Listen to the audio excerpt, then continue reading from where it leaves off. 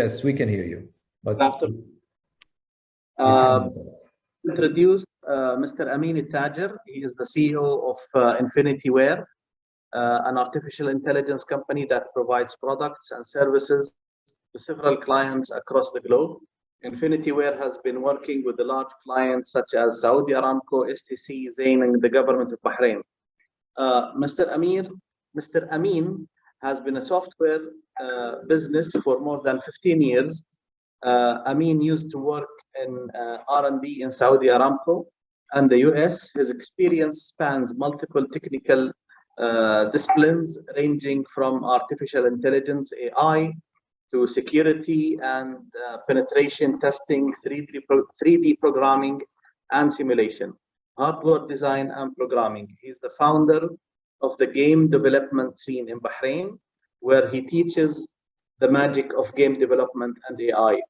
He is also an author with courses on artificial intelligence and blockchain. He also trains professionals in Bahrain, biggest financial institutes like the BIBF, where he teaches AI, ethical hacking, and blockchain. He has been training thousands of professionals in and outside Bahrain. Please welcome Mr. Ameen Altajer. Thank you.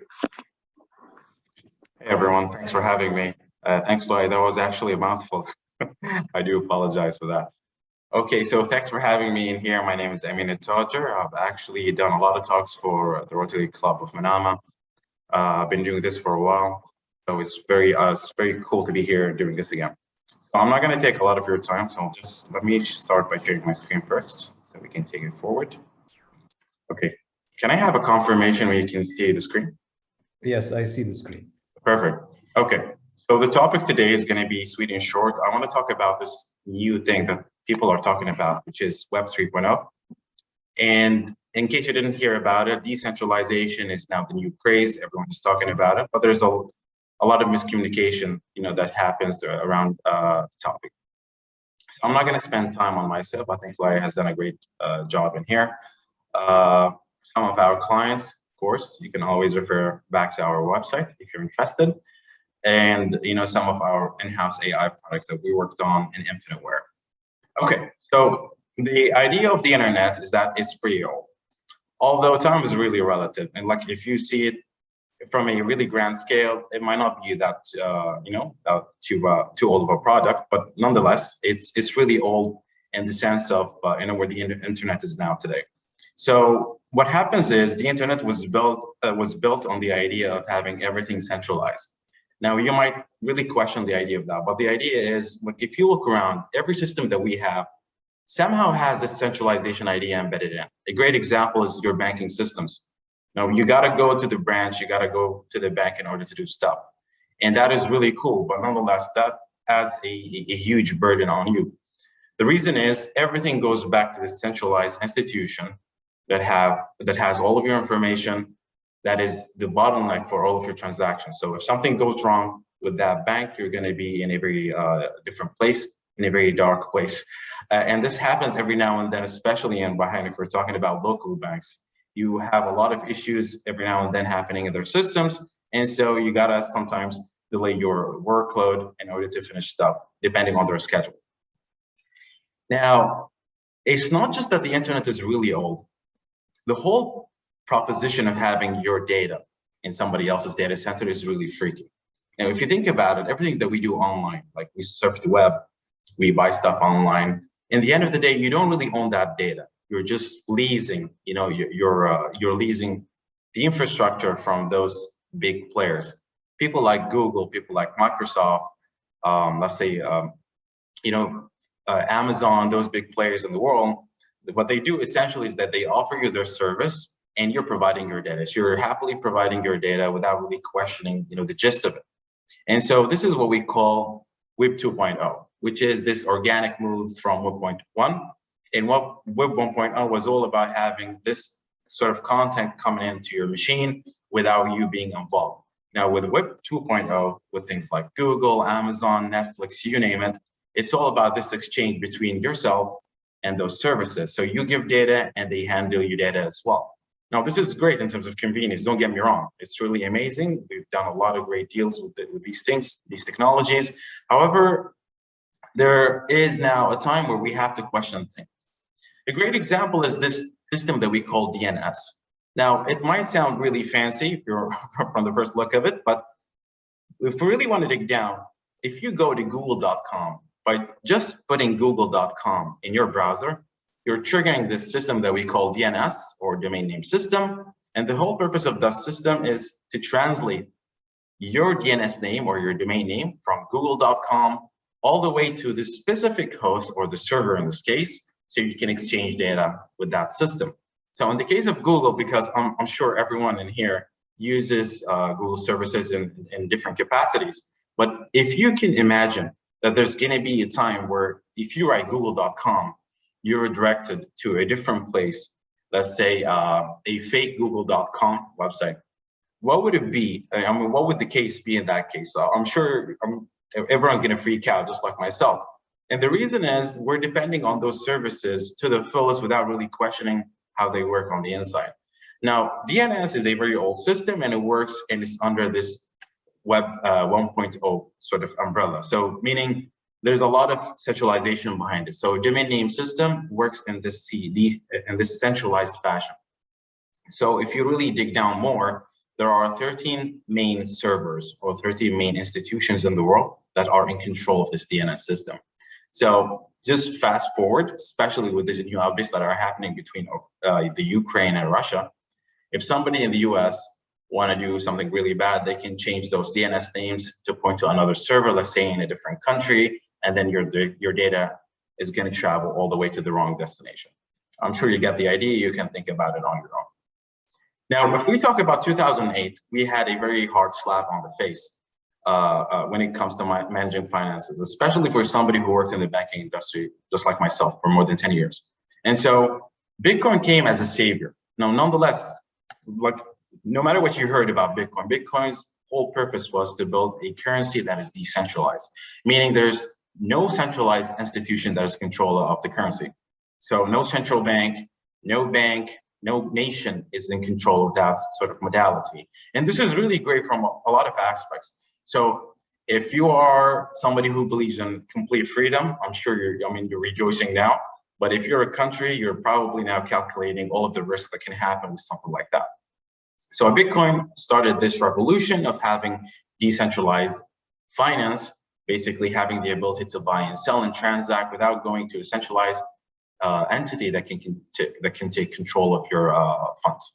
And so what happens after Bitcoin, people started knowing that, hey, so Bitcoin is not the ultimate conclusion in here. It's not the ultimate resort. I can build something on top of the core technology. And that core technology is what we call, ladies and gentlemen, blockchain. So the blockchain is completely different from this whole thing that we call Bitcoin. Bitcoin is just an application. It's just a financial application that allows you to transact. However, the blockchain is this decentralized fundamental technology that allows you to build any sort of application you want on top of this decentralized fabric. Now, this takes me this other application that you probably heard about, which is Ethereum. Now, Ethereum takes this idea further by just a bit. So for the folks in Ethereum said, you know what? We're not just going to focus on finances. We're going to build this sort of platform that allows people to build programs that are not controlled by anybody. Now, let that sink in for a second. Let me show you an example so you can understand what I'm talking about.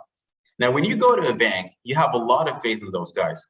Reason is they control the core banking system, meaning your ledger, your general ledger is in their hands. They have the ultimate responsibility and power to change data, even though you might go to the extent of really watching your balance every now and then. But these guys have the ultimate authority to change stuff. This is why if you travel, you're at the mercy of the bank, because if they're not available for whatever reason, be it the problem happening the technical side or they're going over like through an upgrade, you're in the hands, you're at the mercy of their hands. And that doesn't really work well. So Ethereum, on the other hand, said, you know what, we're going to build a platform to allow people to build systems however they want in a decentralized fashion. Nobody's going to control it.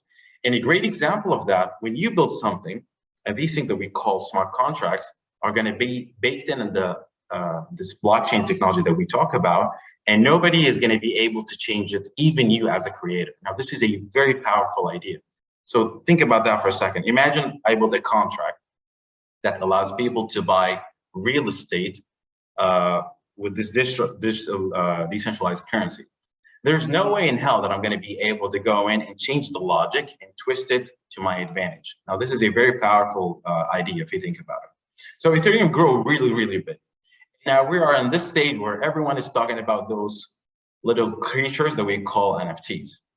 So NFTs is all now the craze. Everyone is talking about them. However, there's a little, understanding surrounding this area.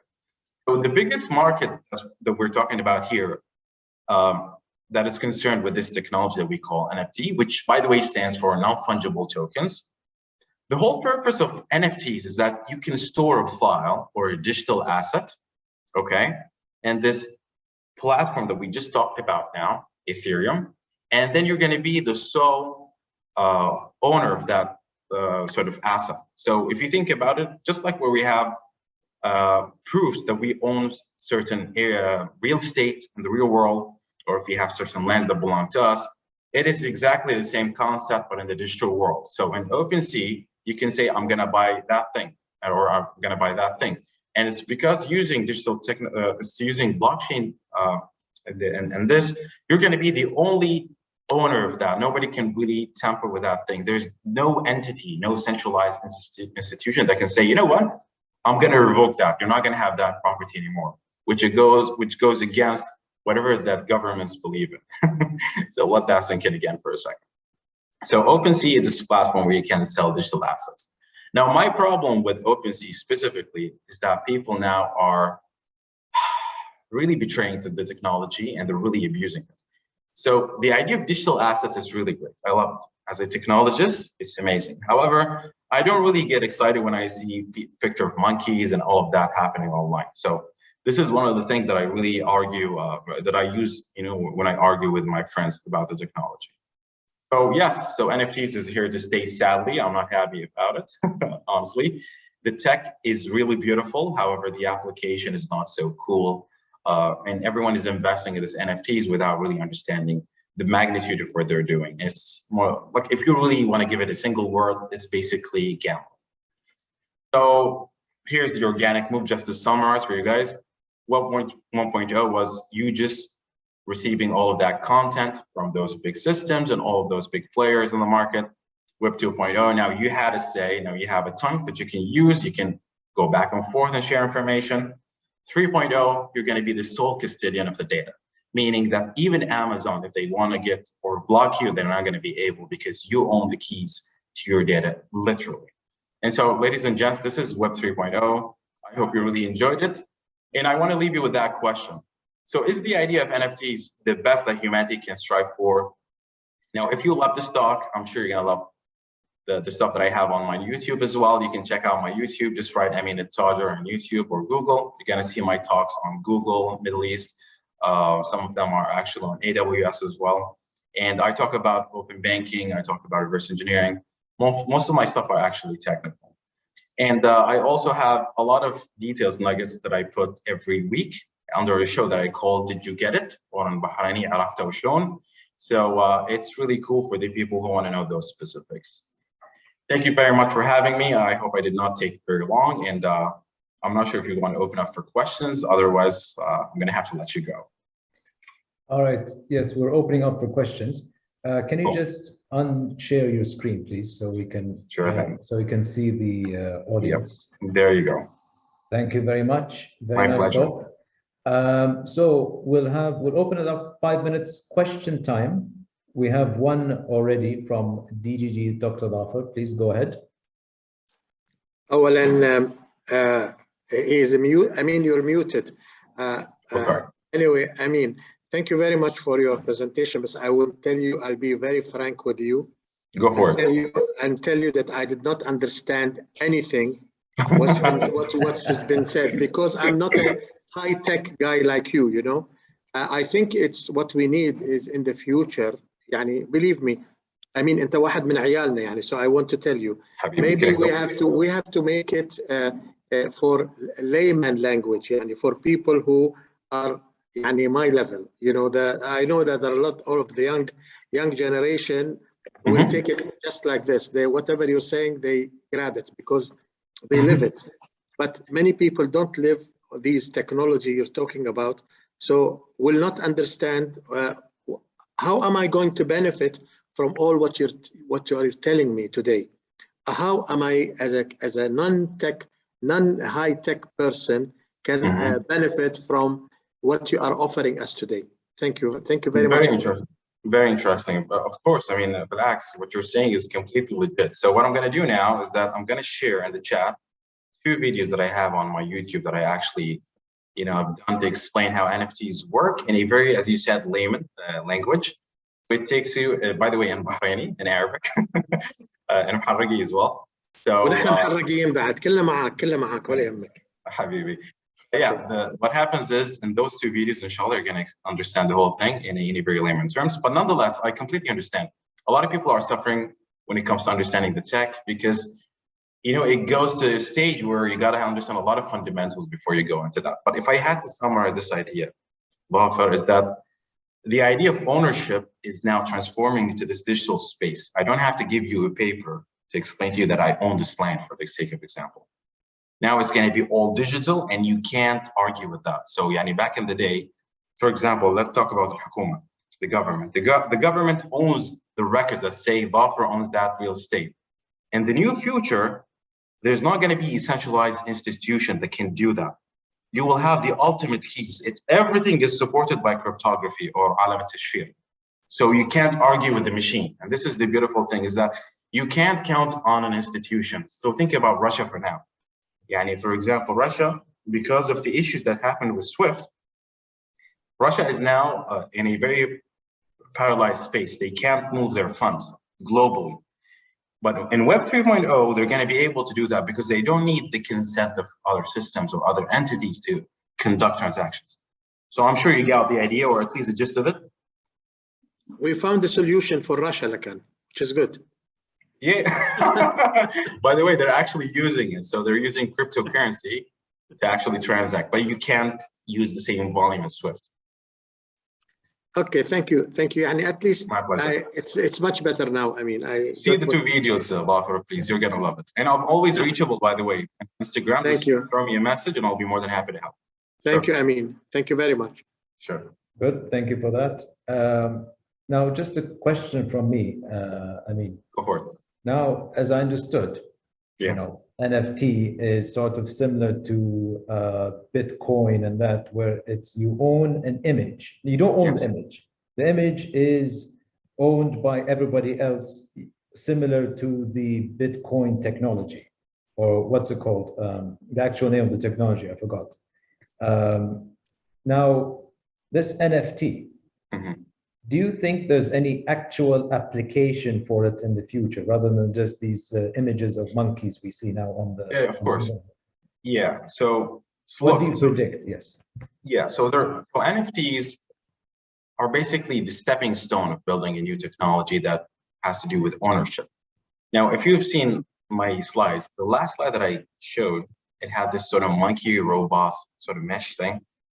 Now that is an NFT, but how come that I have the NFT in my slides though? This is a very weird question. Reason is NFTs don't allow you to just own the stuff, and not allow everyone else. It shows that you have the ownership, that you're the legit owner of it. And that is different from physically owning stuff.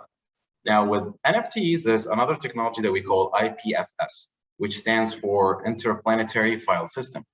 With that technology, you will have the ownership plus the physical means to isolate that asset from somebody else. So you'll have the only link, let's say, or the only way to access that file whenever you want to access it, let's say an image or a song. Now, this is just for the means on how it works. Now, when it comes to the applications, we'll be able to store songs online, anything that has an IP baked into it. And by the way, if you know the band Kings of Leon, I believe, they have their discography or their last album as an NFT, which means you can't buy it online in a regular way. You got to go to the blockchain and then physically own it there. So to be quite honest, the people in the world is still, the world is still learning on how to use it. I'm not going to say I'm pessimistic. I'm going to say I'm very realistic. I don't think the applications are so cool yet, but we're getting there. Okay.